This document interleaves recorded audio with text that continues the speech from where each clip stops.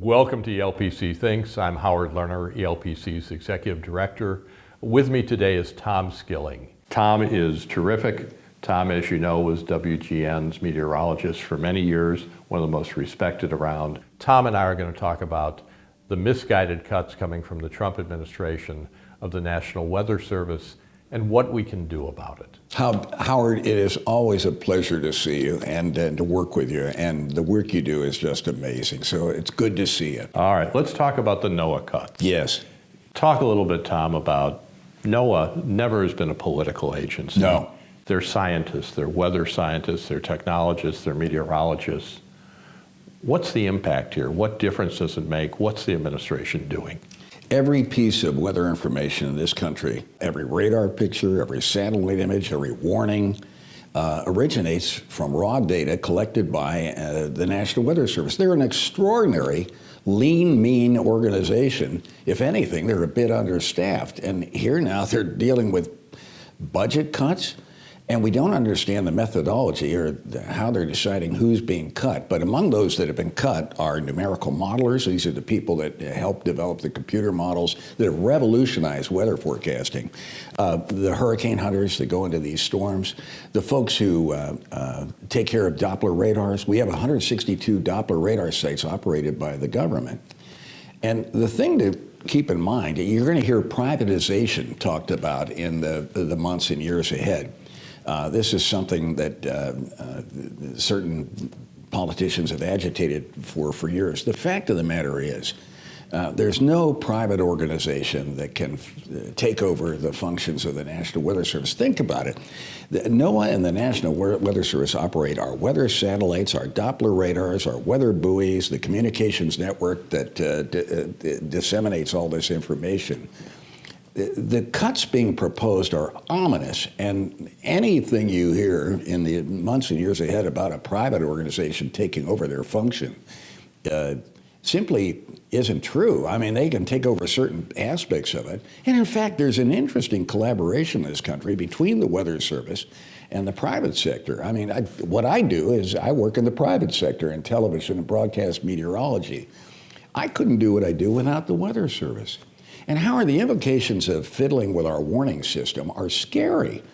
We spent Sunday with a WGN crew out in Washington, Illinois. And if ever there was an example of how timely warnings save lives, Washington, Illinois, a community about 12 and a half miles east of Peoria, is a perfect example because in 2013, an EF4, 190 mile per hour wind producing tornado leveled that town. It took out more than 1,100 homes. It killed 3 people, injured 125. The warning came out 11 minutes ahead of time. People were literally sitting in church pews and their phones went off with the tornado warning. And they were moved, and we found out about this Sunday. We actually visited one of the churches where this occurred into safe rooms that protected them. And this is a story repeated over and over again. There was a plant down in central Illinois that was leveled by a tornado. The week before it hit, they'd gone through a drill. They had safety rooms set up in this plant.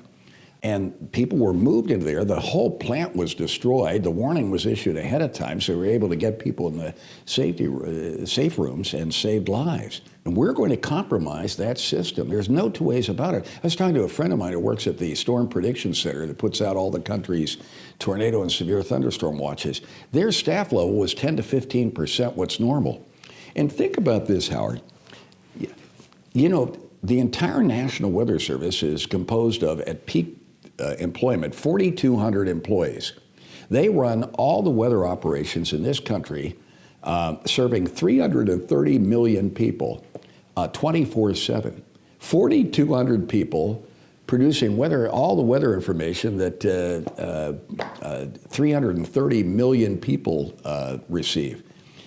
That's not overstaffing. And that's pretty efficient. That is very efficient, isn't it? Yeah. So this is where, if I'm a farmer in Iowa, yeah, and I hear about from a cousin a tornado's coming to Iowa, yeah, these are the folks who tell me whether it's coming by where Absolutely. I live and I better duck and cover, Absolutely. or if it's going to be 50 miles north and Absolutely. that's a bad thing, but I don't have to worry about it. These are the folks who tell us that? That's true tornadoes, of hurricanes, severe thunderstorms, tsunamis. They warned, look what happened with that Indian Ocean tsunami, and look at the history of tsunamis in this country in coastal areas.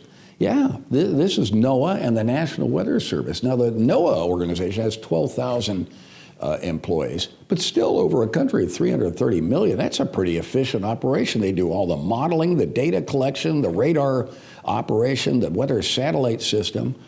Well, and they also have the buoys in the Great Lakes. Absolutely. To tell us what pollution levels are or aren't, where boats can go Yeah. and go safely Yeah. so they don't run into each other. Sort of the air traffic controller system of the Great Lakes. Absolutely. And you know what's ironic about it is we in the Midwest have a very interesting relationship with the weather forecast. Weather forecasting began in this country on an organized basis when there was concern about all the shipwrecks on the Great Lakes back in the 1860s. It fell up the lake from us, a scientist by the name of Increase Lapham. And if you drive through Milwaukee, there are roads and buildings named after him. He wrote Congress in the 1860s and said, isn't it the job of the federal government to offer our mariners who were going down to the bottom of the lakes in these storms without warning, offer them some sort of warning? And it was President Ulysses S. Grant who in 1870 signed into law the provision that started the Army Signal Corps collecting weather observations. It's an amazing history. I had no idea. Yeah. And from that effort grew the United States, came the United States Weather Bureau, renamed since then the National Weather Service. And we interact with all the meteorological agencies in the world because the free exchange and global exchange of weather information is essential to forecast the weather anywhere here in the Midwest or anywhere in the world. The atmosphere is an intimately connected global system. And what happens on the other side of the world has immediate impacts on the jet streams and so forth that control storm movement in our part of the world. So we have to get this full world view of what's going on, and that's how our computer models work. And so Got it. And that's what NOAA does, and Exactly. the Weather Service does. Exactly. So when I was watching you on the WGN News, Yeah.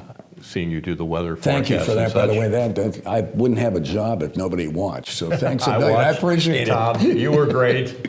Wish you hadn't retired, but I understand why you retired. It was Thank you, time Howard. and That's so so forth. nice. But when you would say, with the big screen with all the colors, and you were showing people Yeah. around, said, "This is the Doppler radar." Yeah.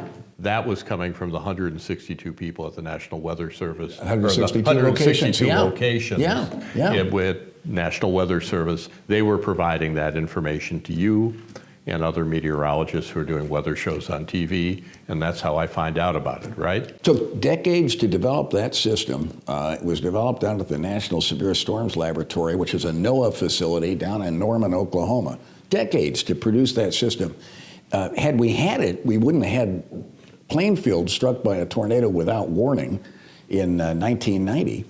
And, that system is, and Louis Uccellini, a friend of mine who headed the Weather Service until just recently retired, he always said the development of numerical forecast models of the atmosphere, our modeling of the atmosphere, was one of the top 10 achievements of science in the 20th century. The number of lives that saved is extraordinary. And the importance of our local offices, like the one in Romeoville that serves Chicago, but all the local offices, they interact with local government organizations and also with first responders and law enforcement people who are scanning the skies and giving us ground truth when these storm systems sweep into the area with their deadly consequences. And these storms are getting worse from climate change, right? Yeah. I mean, look at the numbers of tornadoes.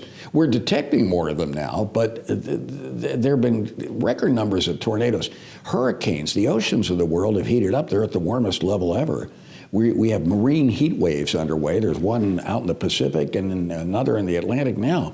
Hurricanes derive their energy through the evaporation and condensation of seawater. So as you heat the oceans, and they had ocean temperatures off Florida that were comparable to the Persian Gulf, 100 degrees. These hurricanes are increasing in intensity rapidly. And there's a real effort underway to better model them and forecast this intensification. And the reason that's important, if a person goes to bed at night and hears there's a Category 1 low end of the intensity scale hurricane coming at them, they may decide, I'm not going to evacuate. I'm in a low-lying area, but I've gone through Cat 1s before.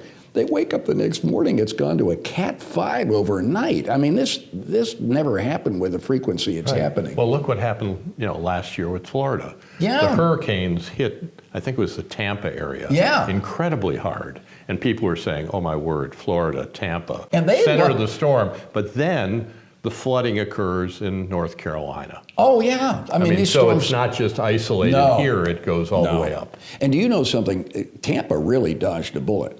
The last time a Cat 3, that's a 111 mile per hour greater hurricane, hit the Tampa-St. Pete area was over 100 years ago. The population at the time was 330,000. Today, the population there is 3.3 million. Had a comparable storm surge hit with that hurricane last year. Tampa, there's no elevation down there. The area would have been decimated.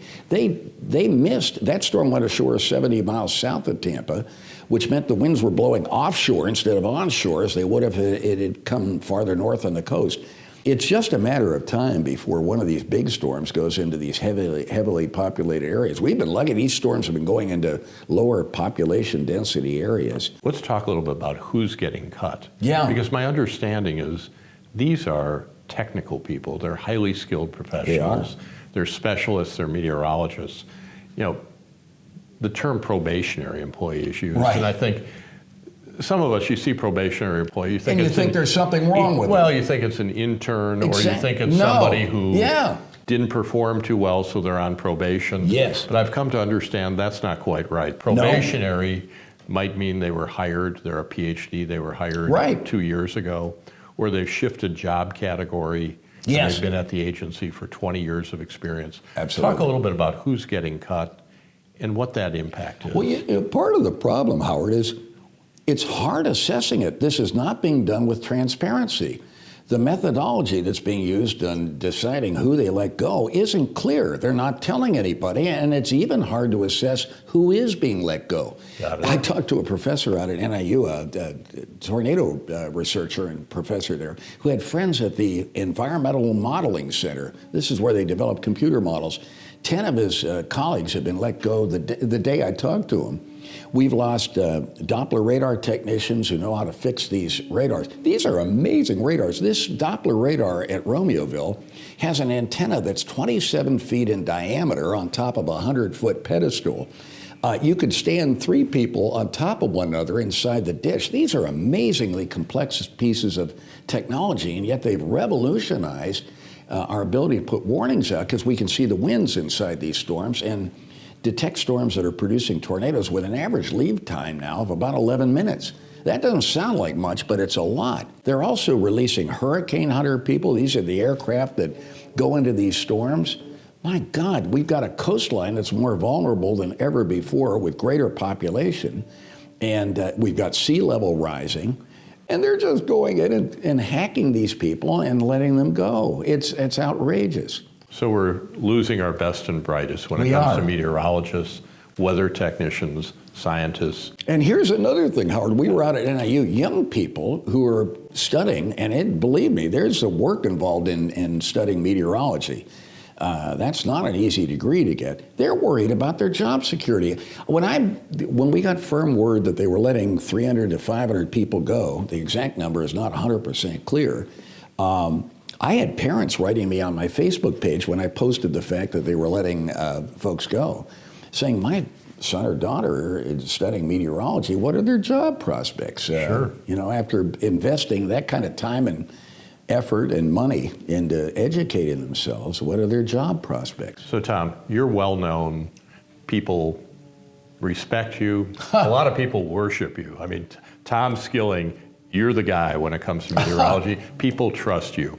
If people are saying, that's not what I have in mind, this is important for government to do, what should they do? Reach out, call the White House, talk to your legislators, talk to your congresspeople and your senators, and tell them in no uncertain terms that this is unacceptable. And you know what's interesting, Howard, is Surveys on federal agencies and the public's reaction to them on the Weather Service has always shown it's one of the top-rated, most respected federal agencies. You know, you can terminate an international food program, and a lot of folks won't understand what that means. The Weather Service and weather data is something different.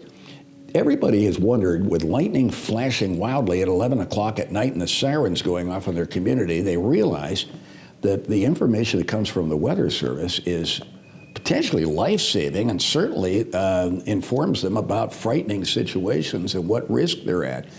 It'll be interesting to see how this all works out, because I think they touched a third rail here. The same way when you fiddle with Social Security and other programs that people understand. People understand weather data. They've heard it. They've listened to it. And I think they're going to react when they start hearing, as we go into tornado season, as we are now, or hurricane season, which we will be on our coastlines shortly. They're going to understand that cutting this agency that monitors it, I mean, they're lean and mean. You start cutting people, you're cutting meat, not fat. I think people get that. Tom, thank you for what you're doing to get the word out. Thank you for what you do, Howard. I'm telling you. We are joining you with this. This doesn't make sense. It doesn't. This is bad policy. It's bad for the public. It is. It puts people at safety risk. It does. It costs us money in terms of property damage and economics. And frankly, it doesn't make common sense. No. So let's work together and find a way to get this misguided action rolled back. And thank you for what you're doing. You're great. Thank you. Howard, it's always a pleasure to talk to you. Thanks for what you do here. This is amazingly important. Thank you. Thank you. Thanks, Tom. You bet. Thanks, folks.